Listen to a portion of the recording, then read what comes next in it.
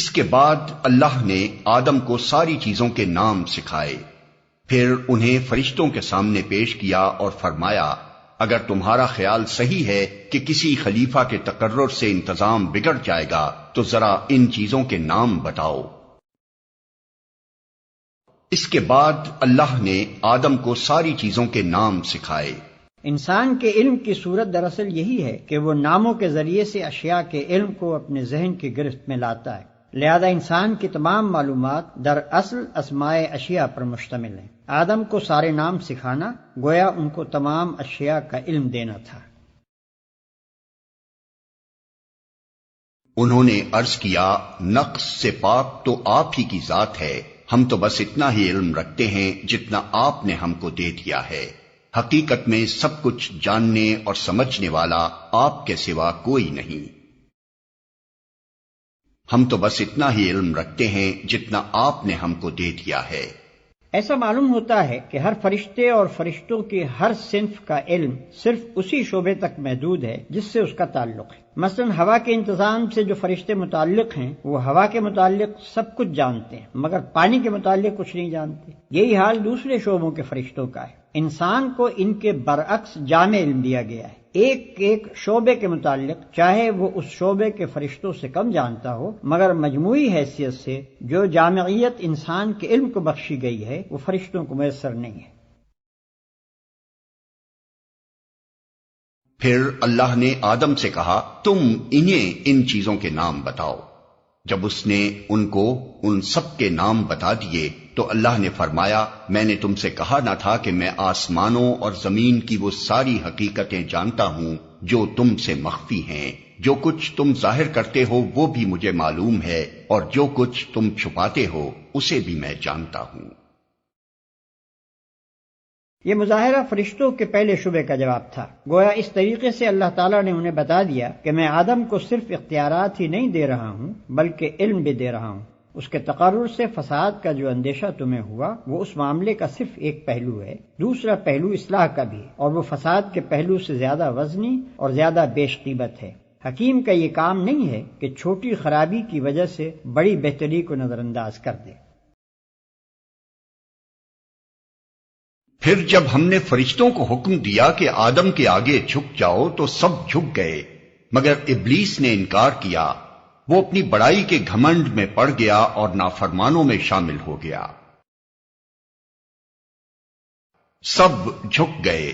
اس کا مطلب یہ ہے کہ زمین اور اس سے تعلق رکھنے والے طبقہ کائنات میں جس قدر فرشتے معمور ہیں ان سب کو انسان کے لیے مطیع و مسخر ہو جانے کا حکم دیا گیا۔ چونکہ اس علاقے میں اللہ کے حکم سے انسان خلیفہ بنایا جا رہا تھا اس لیے فرمان جاری ہوا کہ صحیح یا غلط جس کام میں بھی انسان اپنے ان اختیارات کو جو ہم اسے عطا کر رہے ہیں استعمال کرنا چاہے اور ہم اپنی مشیت کے تحت اسے ایسا کر لینے کا موقع دے دیں تو تمہارا فرض ہے کہ تم میں سے جس کے دائرہ عمل سے وہ کام متعلق ہو وہ اپنے دائرے کی حد تک اس کا ساتھ دے۔ وہ چوری کرنا چاہے یا نماز پڑھنے کا ارادہ کرے، نیکی کرنا چاہے یا بدی کے ارتکاب کے لیے جائے، دونوں صورتوں میں جب تک ہم اسے اس کی پسند کے مطابق عمل کرنے کا عزم دے رہے ہیں تمہیں اس کے لیے سازگاری کرنی ہوگی۔ مثال کے طور پر اس کو یوں سمجھیے کہ ایک فرمانروا جب کسی شخص کو اپنے ملک کے کسی صوبے یا ضلع کا حاکم مقرر کرتا ہے تو اس علاقے میں حکومت کے جس قدر کارندے ہوتے ہیں ان سب کا فرض ہوتا ہے کہ اس کی اطاعت کریں اور جب تک فرمانروا کا منشا یہ ہے کہ اسے اپنے اختیارات کے استعمال کا موقع دے اس وقت تک اس کا ساتھ دیتے رہیں، قطع نظر اس سے کہ وہ صحیح کام میں ان اختیارات کو استعمال کر رہا ہے یا غلط کام میں۔ البتہ جب جس کام کے بارے میں بھی فرمانروا کا اشارہ ہو جائے کہ اسے نہ کرنے دیا جائے تو وہیں ان حاکم صاحب کا اقتدار ختم ہو جاتا ہے اور انہیں ایسا محسوس ہونے لگتا ہے کہ سارے علاقے کے اہلکاروں نے گویا ہڑتال کر دی ہے، حتیٰ کہ جس وقت فرمانروا کی طرف سے ان حاکم صاحب کی معزولی اور گرفتاری کا حکم ہوتا ہے تو وہی ماتحت و خدام جو کل تک ان کے اشاروں پر حرکت کر رہے تھے ان کے ہاتھوں میں ہتکڑیاں ڈال کر انہیں کشا کشا دارالفاسقین کی طرف لے جاتے ہیں۔ فرشتوں کو آدم کے لیے سرب سجود ہو جانے کا جو حکم دیا گیا تھا اس کی نوعیت کچھ اسی قسم کی تھی۔ ممکن ہے کہ صرف مسخر ہو جانے ہی کو سجدے سے تعبیر کیا گیا ہو مگر یہ بھی ممکن ہے کہ اس انقیاد کی علامت کے طور پر کسی ظاہری فعل کا بھی حکم دیا گیا ہو اور یہی زیادہ صحیح معلوم ہوتا ہے۔ مگر ابلیس نے انکار کیا۔ ابلیس کا لفظی ترجمہ انتہائی مایوس اصطلاحاً یہ اس جن کا نام ہے جس نے اللہ کے حکم کی نافرمانی کر کے آدم اور بنی آدم کے لیے مطیع و مسخر ہونے سے انکار کر دیا، اور اللہ سے قیامت تک کے لیے مہلت مانگی کہ اسے نسل انسانی کو بہکانے اور گمراہیوں کی طرف ترغیب دینے کا موقع دیا جائے۔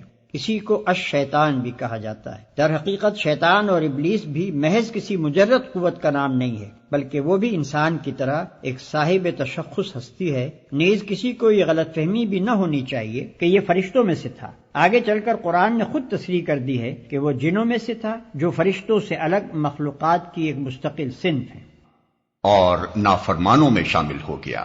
ان الفاظ سے ایسا معلوم ہوتا ہے کہ غالباً ابلیس سجدے سے انکار کرنے میں اکیلا نہ تھا، بلکہ جنوں کی ایک جماعت نافرمانی پر آمادہ ہو گئی تھی، اور ابلیس کا نام صرف اس لیے لیا گیا ہے کہ وہ ان کا سردار اور اس بغاوت میں پیش تھا۔ لیکن اس آیت کا دوسرا ترجمہ یہ بھی ہو سکتا ہے کہ وہ کافروں میں سے تھا۔ اس صورت میں مطلب یہ ہوگا کہ جنوں کی ایک جماعت پہلے سے ایسی موجود تھی جو سرکش و نافرمان تھی، اور ابلیس کا تعلق اسی جماعت سے تھا۔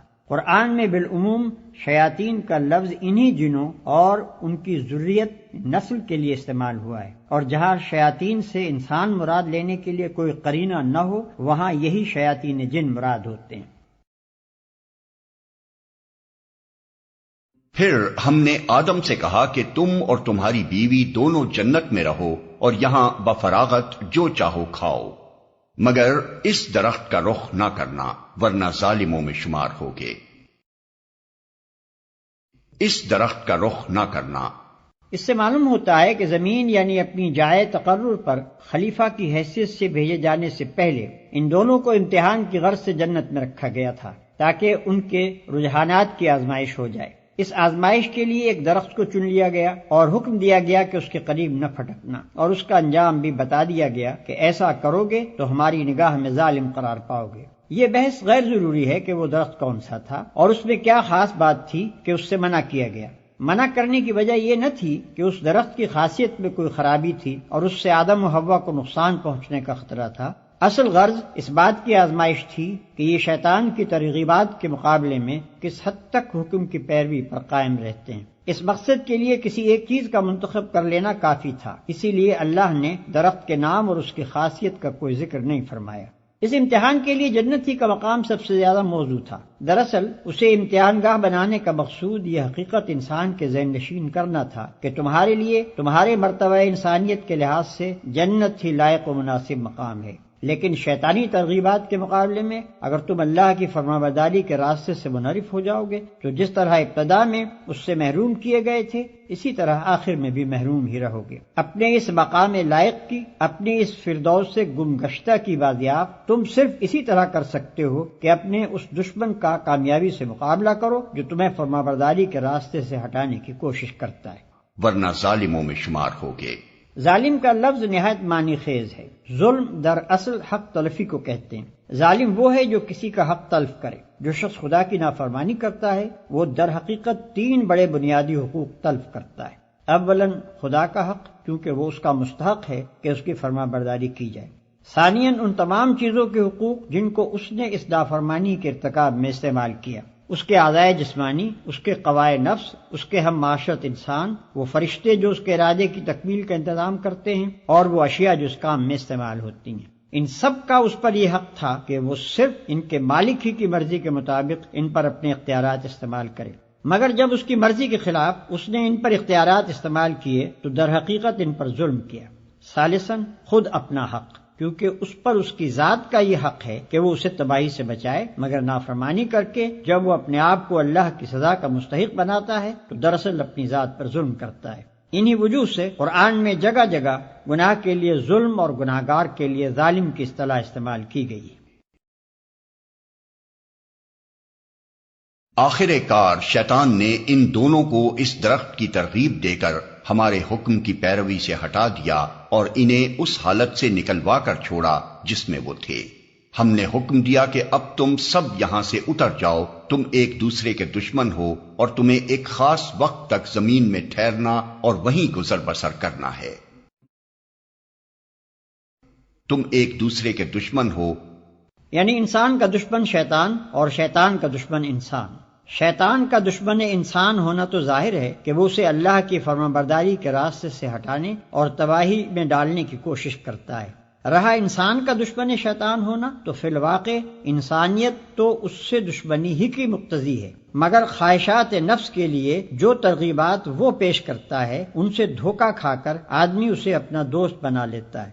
اس طرح کی دوستی کے معنی یہ نہیں ہے کہ حقیقتاً دشمنی دوستی میں تبدیل ہو گئی، بلکہ اس کے معنی یہ ہیں کہ ایک دشمن دوسرے دشمن سے شکست کھا گیا اور اس کے جال میں پھنس گیا۔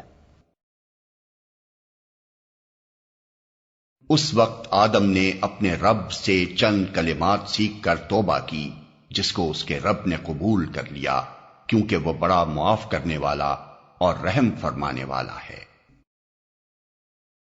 اس وقت آدم نے اپنے رب سے چند کلمات سیکھ کر توبہ کی، یعنی آدم کو جب اپنے قصور کا احساس ہوا اور انہوں نے نافرمانی سے پھر فرما برداری کی طرف رجوع کرنا چاہا اور ان کے دل میں یہ خواہش پیدا ہوئی کہ اپنے رب سے اپنی خطا معاف کرائیں، تو انہیں وہ الفاظ نہ ملتے تھے جن کے ساتھ وہ خطا بخشی کے لیے دعا کر سکتے۔ اللہ نے ان کے حال پر رحم فرما کر وہ الفاظ بتا دیے۔